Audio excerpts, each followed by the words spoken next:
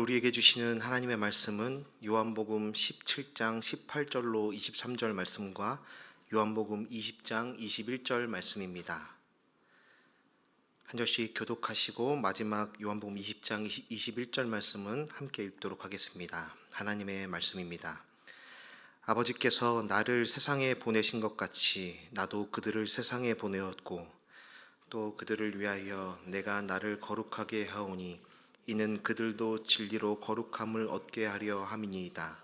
내가 비옵는 것은 이 사람들만 위함이 아니요 또 그들의 말로 말미암아 나를 믿는 사람들도 위함이니 아버지여, 아버지께서 내 안에 내가 아버지 안에 있는 것 같이 그들도 다 하나가 되어 우리 안에 있게 하사 세상으로 아버지께서 나를 보내신 것을 믿게 하옵소서. 내게 주신 영광을 내가 그들에게 주었사오니 이는 우리가 하나가 된 것 같이 그들도 하나가 되게 하려 함이니이다. 곧 내가 그들 안에 있고 아버지께서 내 안에 계시어 그들로 온전함을 이루어 하나가 되게 하려 함은 아버지께서 나를 보내신 것과 또 나를 사랑하심 같이 그들도 사랑하신 것을 세상으로 알게 하려. 함께 읽겠습니다. 예수께서 또 이르시되 너희에게 평강이 있을지어다. 아버지께서 나를 보내신 것 같이 나도 너희를 보내노라.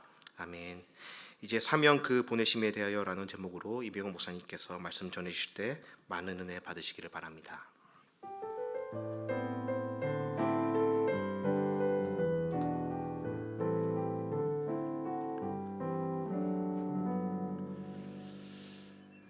먼저 우리 브리딩 밴드와 함께 오늘 이렇게 찬양할 수 있다는 거 너무 감사드리고, 특별히 이번 한 주 동안 우리 고 목사님께서 새벽에 찬양 인도하셨는데 얼마나 은혜가 되든지 우리 감사의 박수를 함께 드렸으면 좋겠습니다.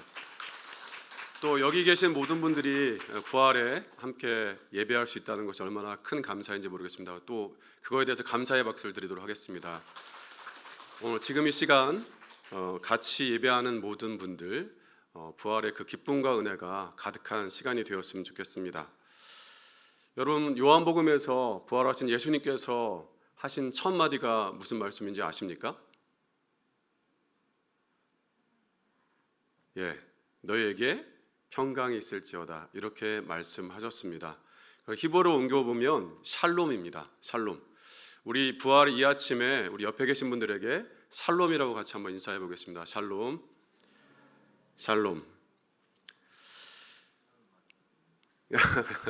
하지만 역설적이게도 예수님이 찾아가셨을 때 그 자리에 있던 제자들은 평강이 없었습니다.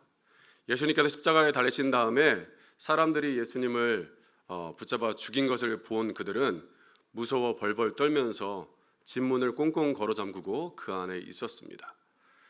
그러니까 그들에게는 참된 평안이 있을 수가 없었습니다. 여러분, 구약의 말씀 속에서 샬롬은 하나님과의 온전한 관계에 있을 때 주어지는 것이 바로 샬롬입니다. 신약에 와서는 우리 예수님과의 함께할 때 비로소 주어지는 것이 바로 샬롬입니다. 왜냐하면 예수님을 통해서 우리가 다시 하나님과 함께할 수 있게 되었기 때문입니다. 거기에 참된 평강이 있습니다. 여러분, 주님께서 부활하셨기 때문에 그 제자들이 누리는 평강은 일시적인 것이 아니라 영원히 부활 이후에 함께 하신 예수님으로 말미암아 영원한 평강이 되는 것입니다. 그러므로 주님의 인사는 제자들과 하나님의 관계를 다시 이어주는 인사였습니다. 그러니까 평강, 샬롬이란 말씀은 이제 하나님과 떨어졌던, 하나님과 함께하지 못함으로 말미암아 두려워했던 그들에게 진정한 평안을 외쳤던 것입니다. 오늘 말씀을 듣고 부활의 웬 사명이야, 여러분 마음 가운데 부담이 있었을 것 같습니다. 사명이라는 말씀 자체가 굉장히 우리에게 부담으로 다가옵니다. 저는 주중에 장로회 신학대학교에서 신학생을 가르치고 있습니다. 그러다 보니까 그분들을 바라보게 되는데, 그분들은 주일에 알다시피 이제 교회에서 전도적으로 사역을 합니다.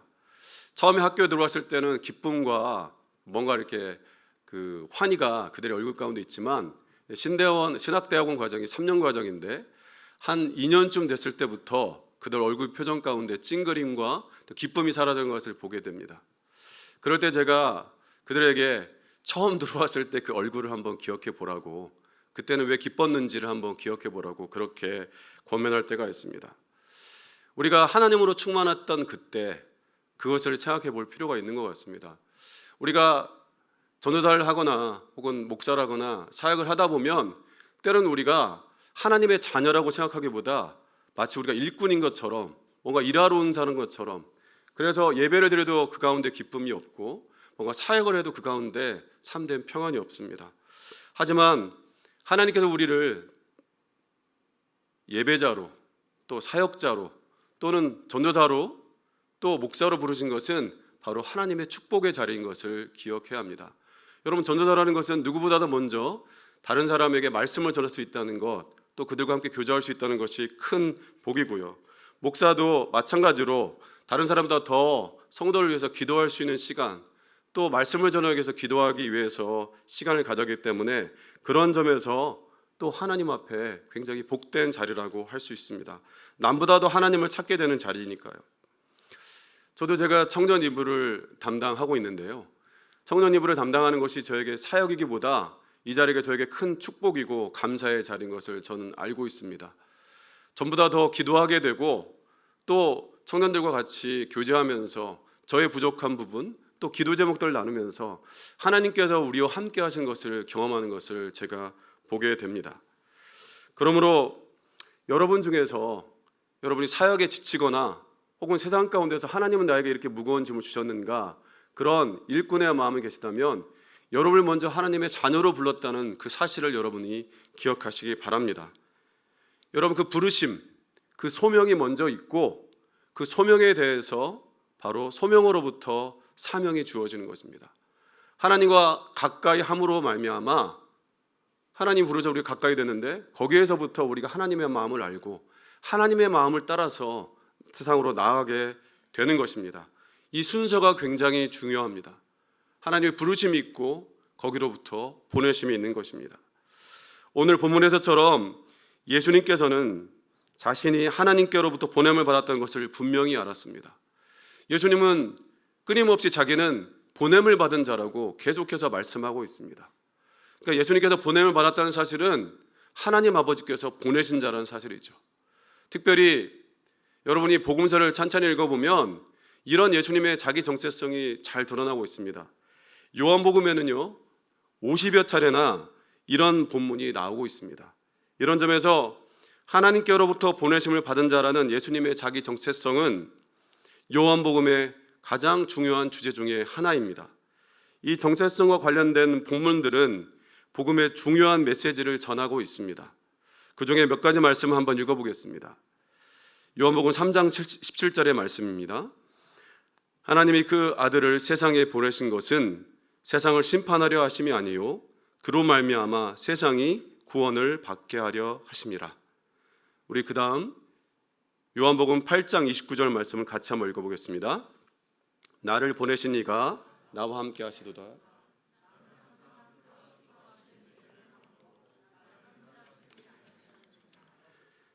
성자이신 예수님께서는 하나님 아버지와 깊은 사랑의 관계 가운데 계셨습니다. 그래서 하나님의 마음을 아셨습니다.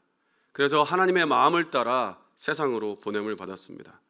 그와 마찬가지로 우리가 처음에 예수 그리스도 안으로 우리가 부르심을 받았는데, 예수님과의 관계가 깊어지면 깊어질수록 우리는 그 예수님의 깊은 마음 가운데서 예수님이 원하시는 마음 가운데 반응을 하게 되는 것입니다.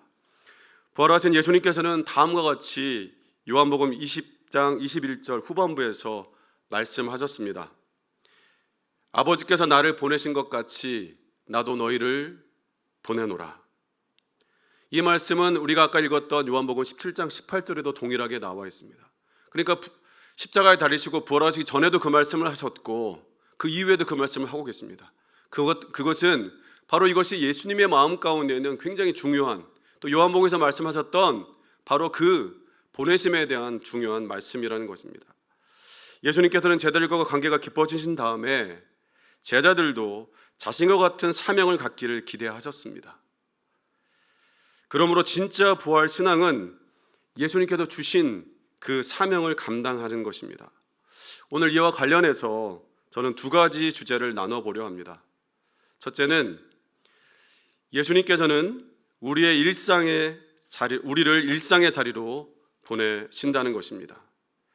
다시 말하면 하나님께서 우리를 부르신 그 자리가 우리를 보내시는 자리입니다.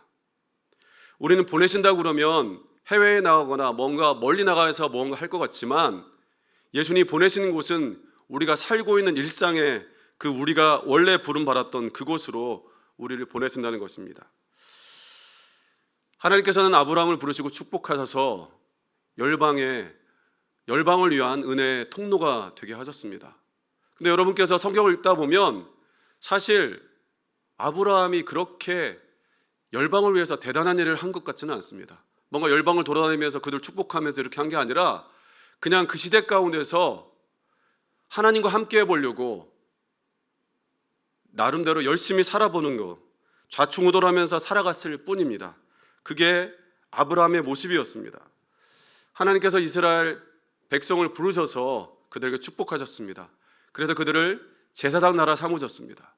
여러분, 제사장 나라의 그 자리는 축복이지만 동시에 제사장이라는 역할은 바로 하나님과 백성을 중재하는 것입니다. 그것을 대입해 보면 이스라엘 백성은 온 열방과 하나님 사이를 중재해야 되는데, 여러분께서 구약을 읽어보면 그렇게 이스라엘 사람들이 정말로 열방을 위해서 중재했는가 잘 보이지는 않습니다. 그냥 그들은 하나님과 함께 하려고 노력하고 애썼던 것을 우리가 볼 수 있을 뿐입니다. 우리가 이런 모습을 성경을 통해서 볼 수가 있습니다. 오늘 우리가 읽었던 요한복음 17장 21절도 그 말씀을 전해지고 있습니다. 우리 같이 한번 읽어보겠습니다. 아버지여, 아버지께서 내 안에 내가 아버지 안에 있는 것 같이 그들도 다 하나가 되어 우리 안에 있게 하사 세상으로 아버지께서 나를 보내신 것을 믿게 하옵소서. 이 말씀 가운데서 그들은 바로 제자들입니다. 지금 이 말씀을 따라가다 보면 우리가 생각할 때는 이 본문을 해석할 때 제자들이 밖에 나가서 하나님께서 이 땅에 예수님을 보내셨습니다, 여러분을 구원하려고 보내셨습니다, 이렇게 나가서 무언가 행했을 것이라는 우리의 어떤 선입견이 있는데, 본문을 잘 읽어보면 본문 가운데는 그냥 아버지께서 내 안에 내가 아버지 안에 있는 것처럼 그들이 하나가 되어서 그 두 분 안에 있으려고, 그 삼위일체 하나님 안에 있으려고 애썼을 뿐입니다. 그러니까 특별하게 한 게 아니라 그냥 하나님 안에 있어 보려고 그렇게 좌충우돌 하면서 살아가는 삶의 모습이 바로 그들의 모습이었다는 겁니다.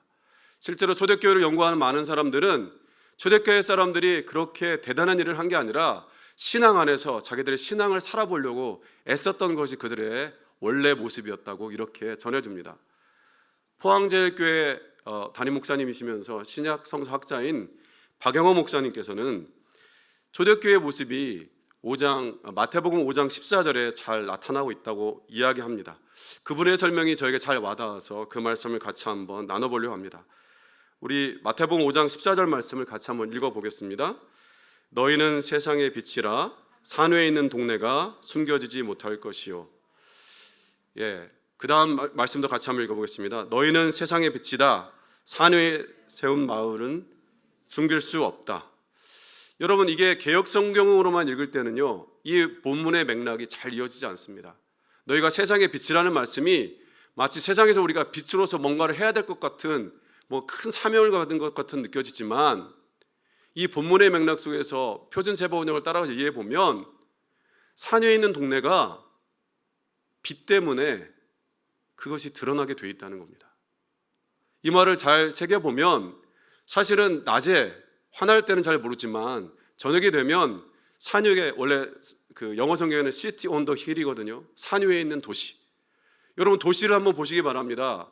여러분께서 비행기를 타고 가다가 새벽 시간에 또 도시에 내리게 될 때 저 하늘 높은 데부터 불빛 하나씩 보이게 있지 않습니까? 여러분, 낮에는 그것이 보이지 않지만 정말로 그냥 그 불빛 하나가 그 어두운 때는 드러나게 돼 있다는 것이죠. 그러니까 너희가 세상의 빛이라는 것은 우리가 세상 가운데 살아가면서 세상 가운데서 우리로 하여금 드러나게 될 수밖에 없다는 말씀을 하고 있는 것입니다. 그러니까 우리가 무언가 대단한 그런 일을 하는 게 아니라 우리가 그냥 예수님 따라서 살아가 보려고 살아가다 보면 모세가 시내단에서 하나님을 만나고 왔을 때 광채 정도는 아니지만 우리의 삶 가운데 빛이 나게 돼 있다는 것입니다. 우리가 예수님 따라 살아보려고 아둥바둥 하다 보면 우리의 삶 가운데 맛이 나게 되었다는 거죠. 그게 우리의 일상의 자리라는 겁니다. 우리가 대단한 그게 아니라 정말 집에서 호롱불 하나 같은 작은 빛 같지만 우리의 몸부림이 정말 어둠이 임하게 되었을 때 빛이 나게 되어 있다는 것입니다. 여러분, 세상 사람들이 정말 여러분 주변에서 힘들고 어려울 때 그냥 보통 때는 잘 모르지만 그럴 때 믿는 자들에게 질문합니다. 당신은 왜 그렇게 사는 겁니까? 바로 그것이 우리가 일상으로 부르신 자리라는 겁니다. 그게 하나님께서 우리를 일상으로 보내시는 뜻이라는 겁니다. 우리의 일상의 자리에서, 가정에서, 학교에서, 일터에서 하나님과 함께 믿음으로 살아보려고 좌충우돌 하다 보면, 교회가 교회답게 살아보려고 좌충우돌 하다 보면 세상에 하나님 아버지께서 예수님을 세상에 보내신 것을 믿게 될 날이 오게 될 것입니다. 이것이 오늘 요한복음 17장 21절 그 말씀이 우리에게 전해주고 있는 메시지입니다. 두 번째는 예수님께서 먼저 가신 길로 우리를 보내신다는 것입니다. 여러분, 진리라는 개념은요, 원래 한국과 같은 동양에는 없는 조금 추상적인 개념입니다. 그러면 우리 동양에, 한국에 있는 원래 진리를 이해하는 그런 개념은 바로 도입니다. 도. 여러분, 도라는 것은요, 한국말로 옮기면 길입니다.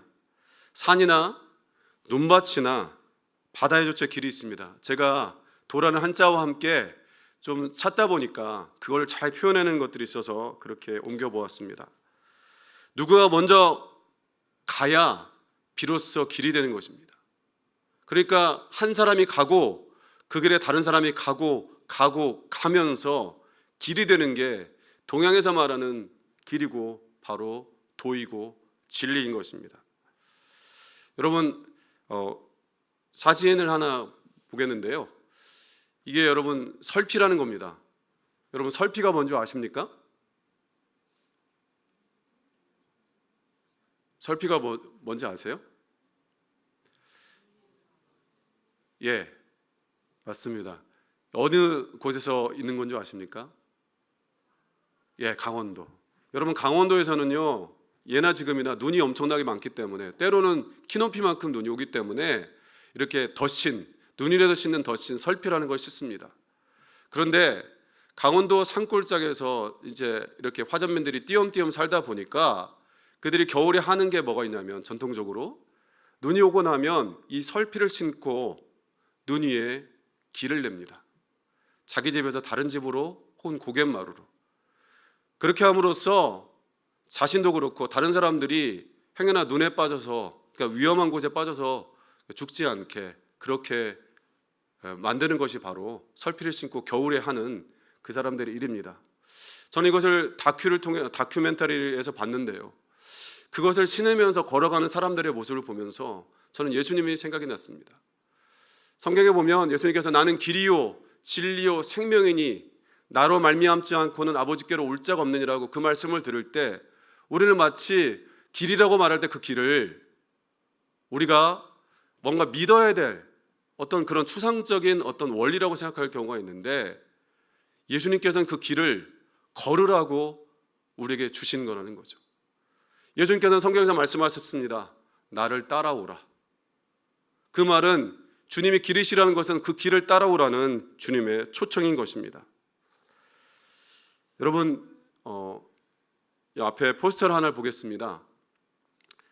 예, 이 영화 보신 적 있나요? 예, 영화 제목을 아시나요? 벌써 다 나와 있는데, 예, 쿼바디스입니다. 쿼바디스. 여러분, 이 굉장히 기독교 고전 영화인데요. 3대 고전을 꼽으라면 보통 벤허, 십계, 그리고 쿼바디스라는 영화를 꼽습니다. 1895년 폴란드의 소설가 헨리크 시엔키에비치라는 사람의 장편 소설 쿼바디스를 영화한 것입니다. 1950년대 영화에서 화질은 좋지 않지만 그 영화를 보다 보면 그 영화가 주는 메시지 가운데 우리가 빠져들게 됩니다. 이 영화는 네로 황제가 로마에 불을 냈던 그것을 소재로 하고 있습니다. 네로 황제는 새로운 로마 건설을 꿈꾸면서 로마에 불을 내고 그것을 통해서 새로운 로마를 짓고 싶어 했습니다. 그런데 불을 내고 보니까 로마 시민들의 반발이 너무 커지니까 그 화재의 원인을 기독교인들이 그렇게 불을 내었다고 돌리면서 박해를 시작했습니다. 근데 그 영화 속에서 사람들은 동물의 밥이 되거나 화형을 당했는데 그 박해를 피해서 베드로가 로마를 막 벗어나고 있을 때 예수님의 환영을 봅니다. 그때 베드로가 묻습니다. 쿼바디스 도미네. 도미네라는 말은 주님이란 말인데 주여 어디로 가시나이까? 예수님께서 이렇게 답하십니다. 내가 내 양들을 버린다면 내가 다시 십자가에 매달리러 로마에 가리라. 사실 이 영화와 소설은 외경 중에 하나는, 외경이라는 것은 정경으로 받아들여지지 않지만 그 당시에 어떤 사도들과 예수님의 그런 말씀을 전했던 또 그런 말씀들이 존재했다는 건데요. 그 중에 하나인 베드로 행전의 내용을 바탕으로 하고 있습니다. 베드로 행전에 따르면 죽음의 위협을 느끼고 변장한 채로 혼자 로마를 빠져나가던 베드로가 로마 성문을 벗어날 때 거꾸로 로마로 들어가시는 주님을 배웠습니다. 그때 베드로가 질문합니다. 쿼바디스 도미네, 주여 어디로 가시나이까? 그때 주님께서 십자가에 못 박혀 죽으려고 로마로 가는 길이다 라고 대답하셨습니다. 베드로가 주님, 십자가에 다시 못 박히시겠다는 말씀입니까? 라고 묻자 주님께서는 그렇다, 베드로야, 나는 다시 십자가에 못 박힐 것이다 라고 대답하셨습니다. 그 다음의 내용은 다음과 같습니다. 그제서야 베드로가 제정신을 차렸다. 그리고 하늘로 올라가시는 주님을 바라보았다. 이윽고 베드로는 기쁨에 가득 차서 주님을 찬미하면서 로마로 돌아갔다. 그리고 나는 십자가에 못 박힐 것입니다 라고 대답했다. 사실 이 외경의 이야기는 전설처럼 내려오는 이야기고 그렇기 때문에 사실인지 아닌지 우리가 잘 알 수는 없지만 이 이야기가 던지는 메시지는 우리에게 많은 것을 시사합니다. 사실 이 이야기는 요한복음 13장에 등장하는 세족식 이후에 예수님과 베드로의 이야기와 연결되어 있습니다. 요한복음 13장 36절에는 이렇게 나와 있습니다. 우리 같이 한번 읽어보겠습니다. 시몬 베드로가 이르되 주여 어디로 가시나이까? 예수께서 대답하시되 내가 가는 곳에 내가 지금은 따라올 수 없으나 후에는 따라오리라. 여기에 나오는 주여 어디로 가시나이까가 바로 쿼바디스 도미네라는 라틴어를 내용이 여기서부터 바로 유래한 것입니다. 여러분, 요한복음에 보면 이 대화 이후에 바로 베드로가 주님을 3번 부인하겠다고 예수님께서 예언하신 장면이 나옵니다. 베드로는 주님이 어디로 가시는지 물었지만 사실 실제로는 그 길을 따라가지는 않았습니다. 아니, 그 길에는 별로 관심이 없었습니다. 정리해보자면 요한복음에서 베드로는 예수님께서 어디로 가시는지 관심이 없었습니다. 자신이 가고 싶은 곳에 예수님께서 가실 거라 기대하고 있었던 것입니다. 하지만 외경에서는 베드로가 변한 모습을 보여주고 있습니다. 여전히 실수하는 모습이지만 주님을 만나고 나서 자기가 걸어가려고 했던 그 길을 돌이켜서 다시 로마로 향해 가는 베드로. 전설에 따르면 주님을 따라 로마로 간 베드로는 로마에서 십자가에서 거꾸로 매달려 순교한 것으로 정해집니다. 아까 베드로 형제를 보면 기쁨으로 그 길을 갔다고 그랬습니다. 세상 사람들의 눈으로 보면 정말로 길이 없는 막다른 길이었지만 그 주님을 따라가는 그 길 가운데 베드로는 기쁨이 있었다고 베드로 형제는 말하고 있습니다. 이와 비슷한 말씀이 누가복음 24장에도 나오고 있습니다. 여러분, 어떤 말씀인지 아십니까? 엠마오로 가는 두 제자 이야기 아시죠? 사실 엠마오로 가는 두 제자는 12제자와 같은 대단한 제자들은 아니었지만 예수님을 따르던 제자들이었습니다. 그런데 그 예루살렘에 핍박이 있고 나서 자기들도 붙잡혀 죽일까 봐 두려워서 지금 주량락을 치고 있었습니다. 그렇게 가는 중에 예수님을 만나게 되었습니다. 그러면서 자기들이 있었던 일, 근심했던 일들을 이야기하고 예수님께서는 자신에 대해서 성경에서 이야기했던 그 수많은 예언들을 그들에게 풀어주었습니다. 그래서 그 25일이나 되는 그 길을 오면서 이렇게 저렇게 이야기하다 보니까 이제 해질녘이 되었는데, 그래서 그 사람들이 예수님을 집으로 초청합니다. 우리가 이따가 성찬하겠지만 그들이 예수님께서 축사하시고 떡을 뗄 때 그들이 비로소 예수님을 알아보고 예수님을 깨닫게 되었습니다. 하지만 예수님은 사라지셨죠. 그게 그 이야기의 내용입니다. 여러분, 저는 어떻게 예수님을 따랐던 제자들이 부활하신 예수님 몰랐을까? 그게 오늘 이야기의 중심은 아닙니다. 그런데 그렇게 부활하신 예수님을 만나고 난 다음에 그들의 반응이 어땠는가를 우리가 한번 보았으면, 기억했으면 좋겠다는 것입니다. 그 누가복음 24장 33절 그 앞부분의 말씀을 같이 한번 보겠습니다. 같이 읽겠습니다. 곧 그때로 일어나 예루살렘에 돌아가 보니. 여러분, 자신들이 지금 두렵고 무서워서 자기를 죽일까 봐 떠났던 그 예루살렘, 근데 하룻밤 지나고 예수님을 만난 다음에 그들은 다시 예수님을 따라서 예루살렘으로 향해 나아갑니다. 거기서 어떤 핍박이 있을지, 어떤 두려움이 있을지 알 수 없습니다. 여러분, 부활하신 예수님을 만난 많은 제자들이 이와 같이 변했습니다. 사람들 앞에서 그렇게 예수님을 부인했던 베드로가 수많은 군중 앞에서 예수님을 증거하고 대제사장과 수많은 관리 앞에서 예수님을 증거했습니다. 그에게는 죽음이 두렵지 않았습니다. 이런 모습이 성경 가운데 나타나고 있습니다. 여러분, 우리가 예수님과 함께하지 못한다고 생각했을 때, 부활이 제대로 믿지 못했던 우리 모습 가운데는 두려움과 죽음이 우리를 붙잡고 있지만, 진정으로 부활하신 예수님을 만나면 우리는 예수님의 길에 대해서 반응하게 되어 있습니다. 오늘 누가복음 24장 33절은 바로라고 했습니다. 영어에 따르면 at that very moment, 바로 그 순간에 그것을 깨닫고 나서 자기들이 왔던 길을 되돌아가는 것입니다. 부르신 곳에서라고 오늘 우리가 찬양했는데, 찬양의 뒷부분에 이런 가사가 나옵니다. 부르신 곳에서 나는 예배하네, 어떤 상황에도 나는 예배하네, 내가 걸어갈 때 길이 되고 살아갈 때 삶이 되는 그곳에서 예배하네. 제가 보기에 이 찬양이 오늘 우리의 말씀을 잘 요약해 주고 있습니다. 우리의 일상으로 우리 주님께서 우리를 보내신 것은 가서 대단한 것을 하라는 것이 아니라 부르신 곳에서 어떤 상황에서도 하나님을 예배하는 것입니다. 그냥 하나님과 함께 살아보려고, 예수와 함께 살아보려고 이렇게 매달려보고 애써보는 것이 바로 주님이 우리를 보내시는 자리입니다. 또한 우리를 세상으로 보내실 때 예수님께서는 먼저 우리보다 앞서 가셨습니다. 그 길을 내셨습니다. 아까 설피를 신고 그 길을 내는 것처럼 우리 주님께서 우리를 위해서 그 길을 내셨습니다. 우리가 그 길을 걸어갈 때 비로소 우리는 진정한 생명의 기쁨과 부활의 기쁨을 누릴 수가 있습니다.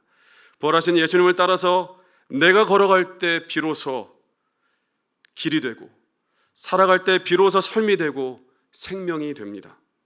그 길에서, 그곳에서 예수님을 예배하게 될 것입니다. 어디로 가야 할지 때론 우리는 모를 때가 있습니다.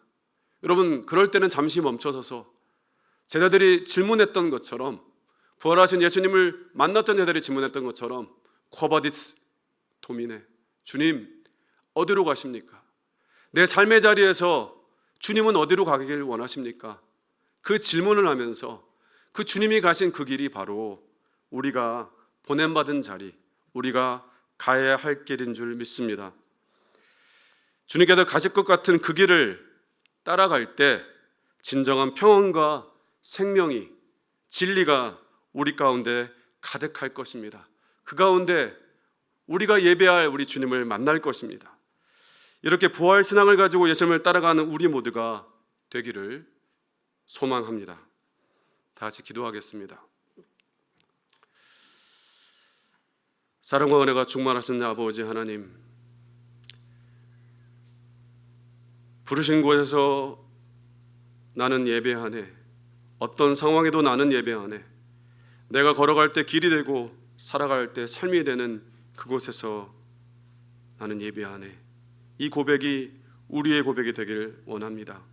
하나님, 우리의 일상으로 보내신 그 부활하신 주님의 명령을 따라 우리 일상 가운데서 예수님과 어떻게든 살아보려고 애쓰는 올해가 되길 소망합니다. 주님께서 먼저 가신 그 길을 따라, 그 발자취를 따라 그렇게 세상으로 나아가는 우리가 되길 소망합니다.